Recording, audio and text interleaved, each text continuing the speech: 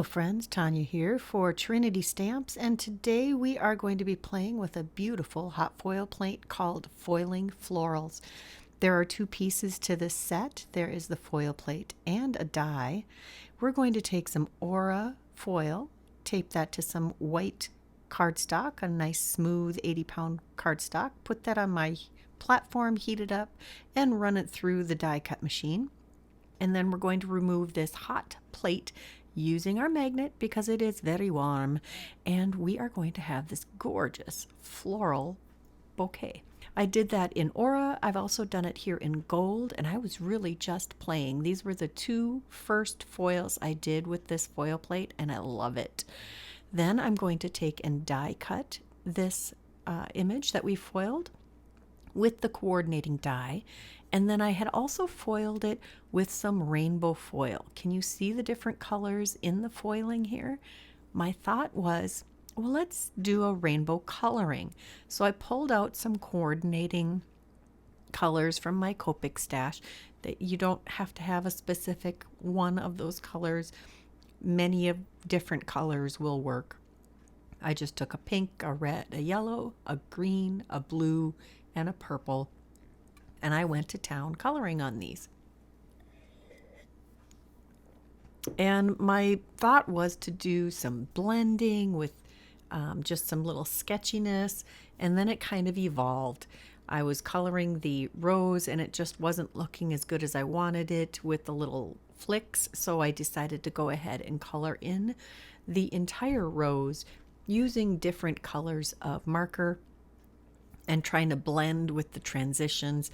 They aren't perfect blends, but I really like the fairly artistic look of this. It's almost an abstract, artistic look, graphic design, maybe. I don't know. I'm just throwing words out, aren't I? I just really liked the way this rainbow actually was coming together. Now the foliage, I decided to keep the sketchy look to, the just little strokes of color, not filling the entire part, but on the floral parts themselves, I actually colored those in completely. This is a really dark purple, and a little bit lighter purple might have been better, but hey, I like the way it blends with the blue. Now this is kind of perfect for Mother's Day, which is approaching very soon. And if you wanted to get this foiling plate before Mother's Day, now's a good time for me to be highlighting it. I haven't seen a whole lot of stuff done with this yet, and I don't know why, because it is absolutely gorgeous. And I'm going to show you 3 ways to do this, or 3 ways to use this. Here we've got that beautiful floral rainbow, and then I pulled out the rainbow pack, I can't remember the name of it, but it'll be linked in the description box below, just like all of the other supplies. And I'm going to make a 4-bar card. I'm still on that 4-bar train. I am loving that size so much. I also die cut a layer of shimmery white cardstock and adhered all of that to the front of a 4-bar card. And now I'm pulling out some of the different Happy Mother's Day sentiments that we have available.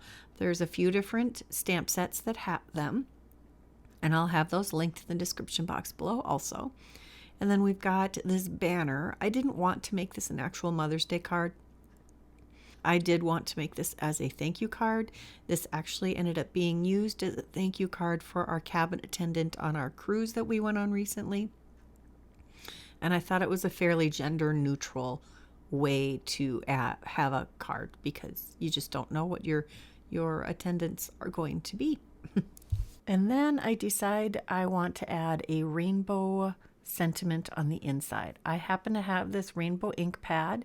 You could do this in a number of ways. If you've got 3 colors you want to blend together to create your rainbow, you could do that. If you happen to have a rainbow ink pad, you could do that, or you could just do this in black.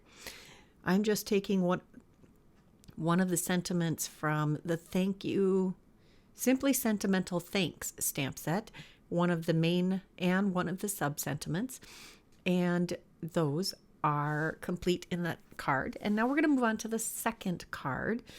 I've got the Happy Mother's Day Scripty Mother's Day, I think it's called.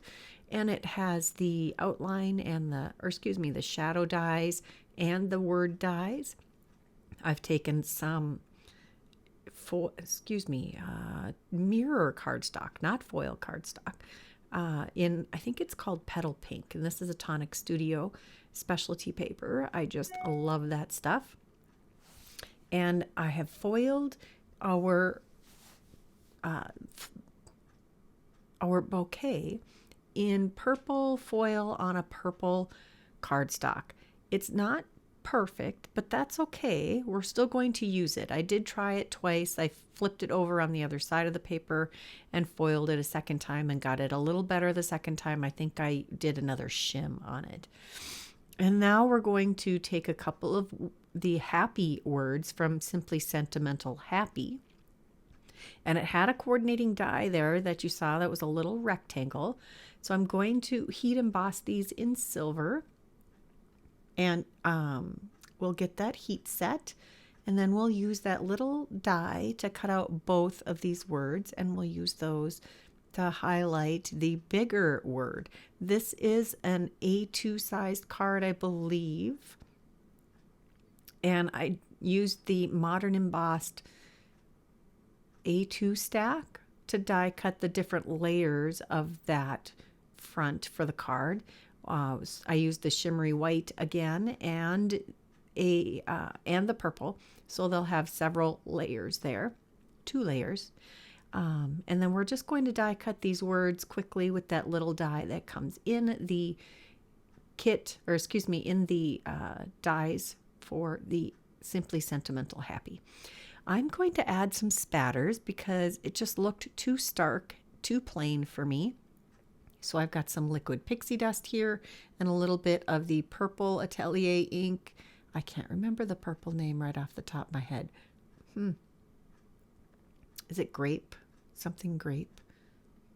Grape jam, maybe? Anyway, we'll have that linked in the description box below also. And did you know that Trinity Stamps is also available on scrapbook.com now? So if you aren't able to find a goodie on the Trinity site, then you could certainly look there also. We're going to adhere these different layers to the front of the card here, and we're going to add our own little extra touches here in just a minute. And here you can see where I foiled that on the back of the cardstock and ended up flipping it over. This particular color of foil is a little more finicky. You will find that different colors of foils work better than others, and some of them work very well on white but not so much on colored cardstock, or with solid images versus line images. You'll have varying results. Just play with it and release yourself, allow yourself to do some experimentation. That's what this craft is all about, being able to play and create and go with the flow. I did add a little dimension behind these different layers, and I'm just lining these up. I'm just going to eyeball them. They, again, don't have to be perfect. I can imagine this in a whole array of colors. You could make this work for whatever your mom's favorite colors are. Or you could even do this with an ink blended background. I love the shimmer of that in the background. Next, I pulled out some of the purple gems from Trinity Stamps. There's several different colors that would have worked, but I went with this darker purple because I wanted them to really stand out and add some extra shimmer and shine and boldness to this card. We're going to use our little pickup stick, and there is a new one in the store.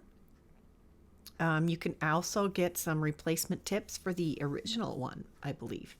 Take a look at that online. This next one, I decided to pull out the Atelier ink re-inkers that I keep in these little paint palettes. And I'm going to mix my own more of a olive green, I think I did for one of these, and one is a little bit brighter. And we're going to use the not the Maryland red, it's the Petunia pink, is for the actual blossoms.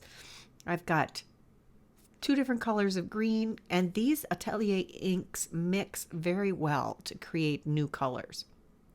They're very much an artist quality. These little branches here, I'm coloring like pussy willows. I don't know if you've seen them in real life, but they have brown and white components to them. And for the brown components, I used the Twiggy Brown ink, and I didn't add any changes to that. And I added a little dab of the liquid pixie dust to the white portions of what would be the pussy willows. And I think that really turned out wonderful. You'll notice that the foiling really resists the paint. So it makes the watercoloring, and this was watercoloring, but it wasn't on watercolor paper, but it makes the watercoloring just so much more vibrant and beautiful. Next, I took some of that Petunia Pink ink and I smushed it on a piece of stamp packaging. And I smushed my paper. Well, first I smushed the acetate right into the paper, and then I added more ink and did the same, and I did some liquid pixie dust in there to add some shimmer. And next we're going to add some Maryland red. I wanted a little more depth of color, a little more color variation.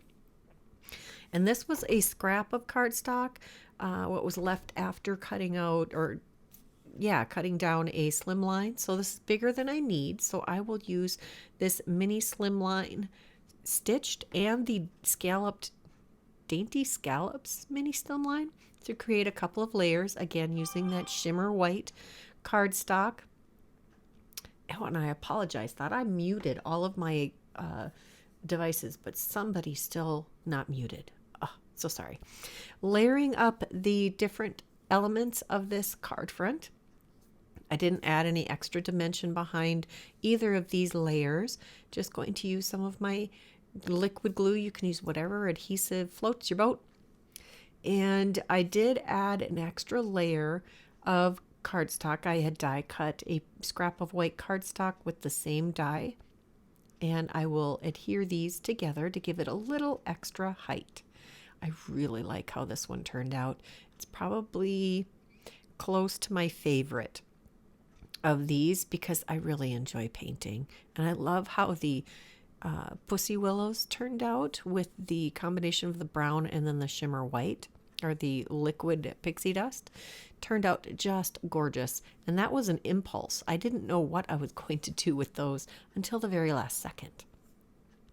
So now we have this adhered, and I want to add some of these pretty little pearls. This is called Something New, also from the Trinity embellishments. And we're just going to add a scattering of glue dots here to decide where I want those. And of course, I think I went overboard again. I tend to do that. I just really like the way the embellishments are so easy to pick and just add to your card. And since there is already some dimension on this card, it's not like you have to worry about the extra lumpy bumpies because you already have them on there. I do end up making a coordinating envelope for every one of these. I hope you enjoyed this video. Let me know which of these 3 different unique ways to use this foiling plate was your favorite. Do you have a favorite, or do you just want to use them all? If you haven't subscribed to this channel, please take a moment to do that now. If you enjoyed this video, please give it a thumbs up. If you're interested in any of the products I used today, check that description box below. They're listed and linked there as always. Here are a couple more videos we thought you might enjoy. Until next time, bye-bye.